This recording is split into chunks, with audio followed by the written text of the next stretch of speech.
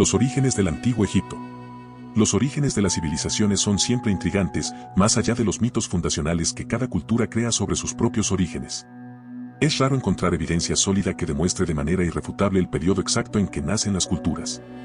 Sin embargo, los egipcios son una de las pocas culturas africanas que cuentan con evidencia material y escrita sobre sus orígenes y los de sus primeros faraones. Acompáñanos a descubrir la fascinante historia de los comienzos de los antiguos egipcios. No olvides suscribirte a nuestro canal y activar las notificaciones para mantenerte al día con nuestras actualizaciones. La cultura Nata Playa y los primeros astrónomos. Mucho antes de que Egipto se consolidara como uno de los mayores imperios de la antigüedad, la región estaba habitada por una serie de pequeños pueblos que vivieron cerca de la cuenca del Nilo, hace unos 10 milenios antes de Cristo. Una de las primeras culturas de este periodo fue la cultura en Nata Playa, ubicada en el desierto de Nubia, aproximadamente a 800 kilómetros al sur del Cairo. Esta cultura data de entre 10.000 y 5.000 años antes de Cristo. Nata Playa se considera pionera en el desarrollo del primer cromlech de la región, con una antigüedad estimada entre 6.100 y 5.800 a.C., 1000 años más antiguo que el Stonehenge británico. Según el astrofísico Thomas Gebrofi, este megalito podría haber funcionado como observatorio astronómico, ya que la disposición de las piedras coincide con la rotación de las estrellas del cinturón de Orión, cuyo ciclo se repite aproximadamente cada 25.000 años y está marcado por los equinoccios. Además, se han encontrado restos de ganado vacuno en cámaras de piedra con techos elaborados en arcilla, que podrían ser los primeros indicios del origen del culto a la diosa Hathor, representada por una vaca, durante el periodo dinástico. Las culturas Fayum y Merindense, los primeros granjeros. Tras la cultura en Nata Playa, surgió la cultura Fayum, que habitó el oasis del mismo nombre, situado aproximadamente a 80 kilómetros al suroeste de El Cairo, entre los años 5200 y 4000 a.C. De esta cultura se han descubierto restos de graneros que contenían trigo y cebada, así como restos de chimeneas y viviendas construidas con cañas y techos de paja. Entre sus herramientas principales se encuentran hachas, cuchillos de piedra y puntas de flechas, lo que indica una práctica de caza. Posteriormente, alrededor del año 4000 a.C., surgió la cultura merindense en el Bajo Egipto. Esta cultura se dedicaba a la agricultura y vivía en chozas, elaborando figuras de terracota que representaban ganado vacuno. También practicaron la cría de carneros, bueyes, vacas, cabras y cerdos, y domesticaron perros. En cuanto a sus rituales funerarios, solían enterrar a sus muertos en posición fetal, cubiertos con esteras o pieles de animales, en fosas ovaladas y poco profundas cerca de sus hogares. La cultura Maadibuto, los primeros mineros. En paralelo a la cultura merindense, surgió la cultura Maadibuto entre los años 4400 y 3800 a.C. Al igual que sus predecesores, eran agricultores y ganaderos. Sin embargo, fueron los primeros en crear necrópolis en el Antiguo Egipto, siendo una de las más importantes la necrópolis de El Batan, ubicada cerca de Asiut en la orilla derecha del río Nilo. Estas tumbas contenían ajuares funerarios ricos en joyas, collares, amuletos cerámicos, vasijas cerámicas y cucharas de marfil o piedra, según la egiptóloga alemana Amon Bowalka. Hacia el año 4000 a.C., la cultura badariense se dividió en dos, la cultura Maadi, ubicada en el Bajo Egipto, y la cultura Nakada, en el Alto Egipto. La cultura Nakada, situada en el Alto Egipto cerca del delta del Nilo, fue la pionera en la explotación de cobre en la región. Según el egiptólogo Michael Hoffman, también fueron los responsables de la domesticación de los primeros burros para el transporte de vasijas con aceite o grasas desde el sur del Sinaí hacia el Egipto prehistórico. En cuanto a la arquitectura, esta cultura desarrolló cabañas hechas de barro con fogones y chimeneas, algunas de ellas subterráneas. También construyeron graneros donde se han encontrado restos de trigo, cebada, lentejas y guisantes, y practicaban la pesca. La cultura Nakada, los primeros conquistadores. Según el egiptólogo alemán Werner Kaiser, la cultura Nakada experimentó tres etapas distintas. En la primera etapa, datada entre los años 4000 y 3500 a.C., hubo mejoras significativas en la artesanía, con elaboración de cerámica, hueso y marfil. También se observó una expansión de la población hacia el sur y un inicio en los intercambios comerciales de materias primas, como el lapislázuli proveniente de regiones que hoy son parte de Afganistán. En cuanto a las prácticas funerarias, surgieron tumbas más grandes destinadas a los líderes, junto con otras más pequeñas y sencillas para los plebeyos, donde se encontraron no solo restos humanos, sino también animales e incluso objetos como cornamentas. En esta etapa, surgió la primera gran ciudad conocida como Nequen, Hieracómpolis, que ejerció una gran influencia en la región durante 5 siglos. En la segunda etapa, Nequen perdió su predominio y fue desplazada por la ciudad-estado de Hieracómpolis, que comenzó a centralizar la región y someter poblaciones más pequeñas. Hieracómpolis se expandió hacia el Sinaí y al sur, hasta lo que hoy es Palestina, alrededor del año 3200 a.C.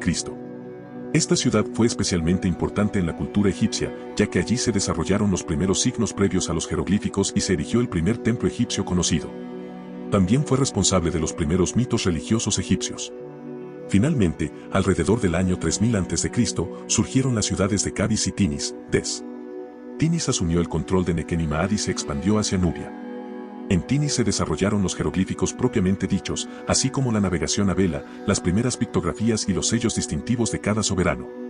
Tinis también fue el sitio de los primeros cementerios reales y obras de irrigación, marcando el comienzo de la primera dinastía egipcia. Narmer, el primer faraón.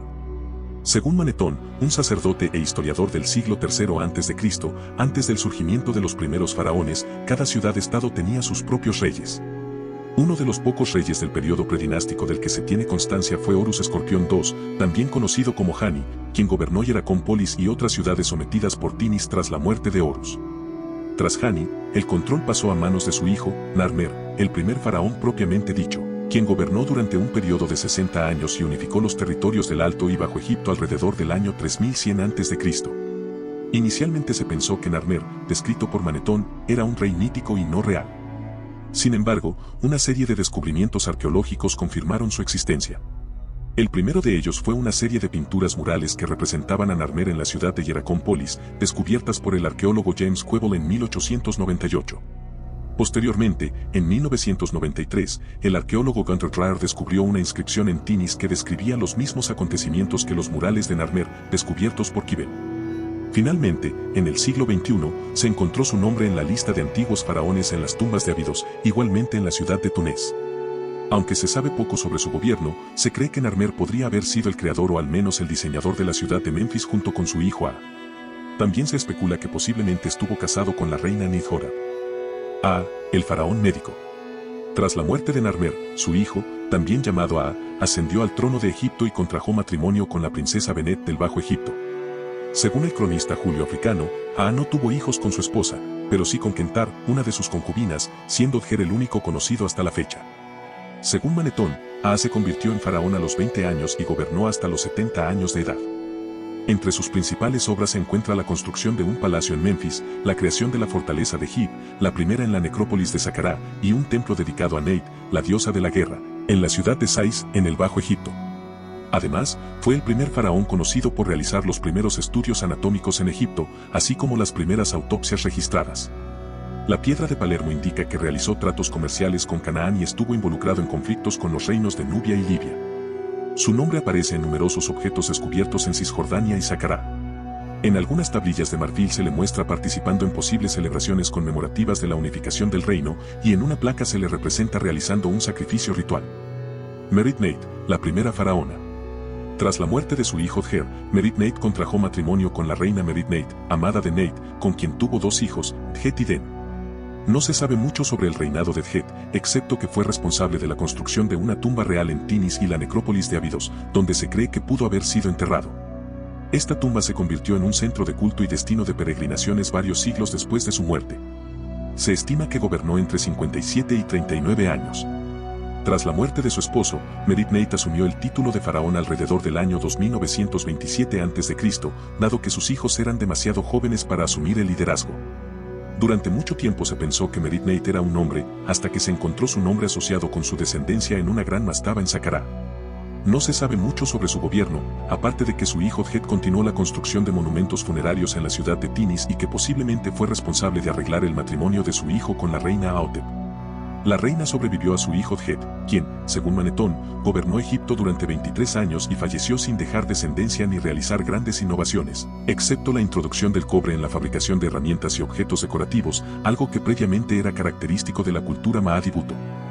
Den, el faraón conquistador. Aunque el proceso de unificación del Alto y Bajo Egipto había comenzado durante el gobierno de Narmer, ningún faraón había ostentado oficialmente el título de gobernante del Alto y Bajo Egipto hasta el ascenso de Den. Este faraón estableció ritos religiosos destinados a repetir el Ebsed, una ceremonia de renovación del poder real, según relatan las inscripciones en la piedra de Palermo. El gobierno de Den estuvo marcado por un gran número de ceremonias religiosas y por sus campañas militares contra las tribus nómadas del Sinaí, cuyos territorios deseaba para sí. Entre sus principales obras se destaca la construcción de la tumba de su madre, Merit-Neit, en la necrópolis de Saqqara, quien falleció durante su reinado. Además, Den construyó su propia tumba en la necrópolis de Umm-el-Quaab, empleando granito rojo, un material que nunca antes se había utilizado en la pavimentación de las tumbas.